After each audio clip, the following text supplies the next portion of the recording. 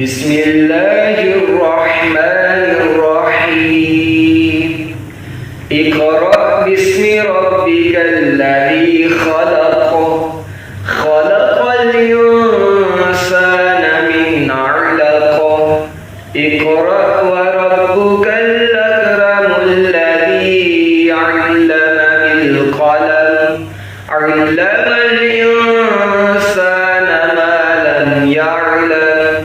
كلا إن الإنسان ليطغى أن رآه استغنى إن إلى ربك الرجعى أرأيت الذي ينهى عبدا إذا صلى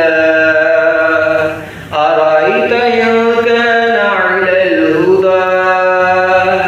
أو أمر بالتقوى أرأيت إن كذب وتولى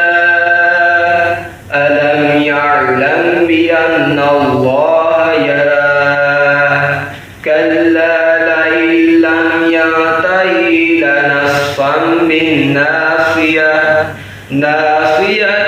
كاذبة خاطئة فليدع ناديه سندع الزبانية